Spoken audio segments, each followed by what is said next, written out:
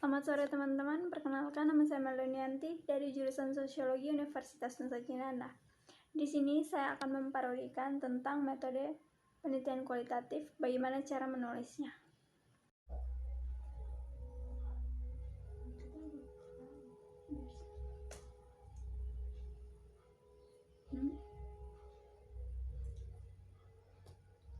Ibu Mel, yang baru-baru Pak jelaskan tuh, yang tentang cara ini apa tuh penulisan metode penelitian kualitatif tuh.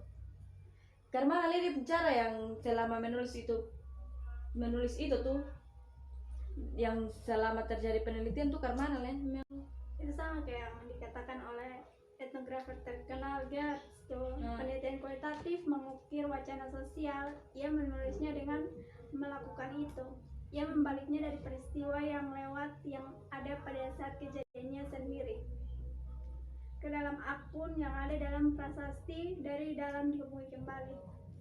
Kebutuhan untuk mengabadikan momen terjadi di seluruh proyek peristiwa dan ide akan terbang ke arah kejadiannya sendiri ke dalam akun yang ada dalam prasasti dari dalam dihubungi kembali.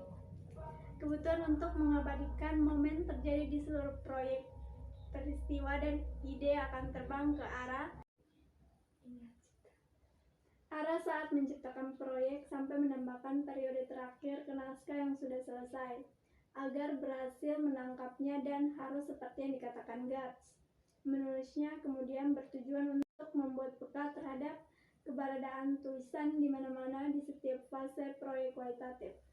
Penelitian kualitatif harus menulis sepanjang waktu mengubah dunia, kehidupan peserta, dan di pengalaman penelitian tentang mereka ke dalam bahasa sehingga orang lain dapat mengaksesnya di akhir. Oh begitu kok Mel. Sudah best banget. Mel, bagaimana cara menganalisis data? Untuk paling umum dari analisis data kualitatif tuh secara alami melibatkan penulisan, karena analisis memilih kata-kata yang memberikan konotasi benar atau rasa.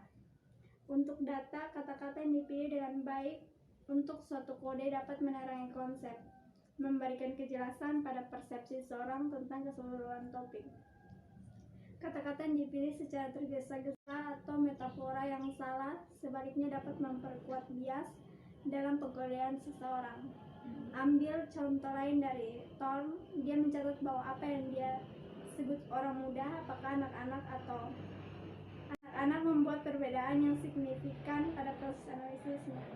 Seperti yang Pak pernah jelaskan tuh, menganalisis data itu seringkali melibatkan penggunaan memo seperti yang ditunjukkan oleh Glasser.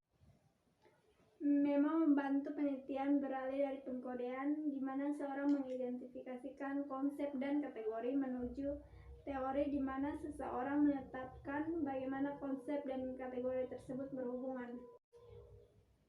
Oh begitu. Terus menurut lu kira-kira tuh ketong perlu menulis kesimpulan yang valid ke Sony? Perlu kan kalau ketong menganalisis data tuh ketong harus memahami subjek. Terus lu tuh akan menghasilkan setidaknya beberapa jawaban atas pertanyaan awal. Setelah itu lu harus sudah memiliki beberapa kesimpulan yang valid untuk dibagikan. Sudah semangat. Bebel, tapi mau tanya dong tentang yang mengembangkan implikasi dan rekomendasi Maxwell omong tuh. Anda mungkin memiliki beberapa tujuan praktis untuk penelitian Anda. Itu tuh maksudnya karena maksudnya apa? Itu tuh artinya lu tuh mungkin ingin terjadi perubahan baik dalam praktik kebijakan penelitian atau penggunaan teori penelitian secara alami memiliki tujuan seperti itu. Seperti halnya mereka yang bekerja sama sebagai praktik di suatu lapangan. Mungkin lu tuh ingin menggunakan temuan untuk meningkatkan pengalaman pelanggan artikel.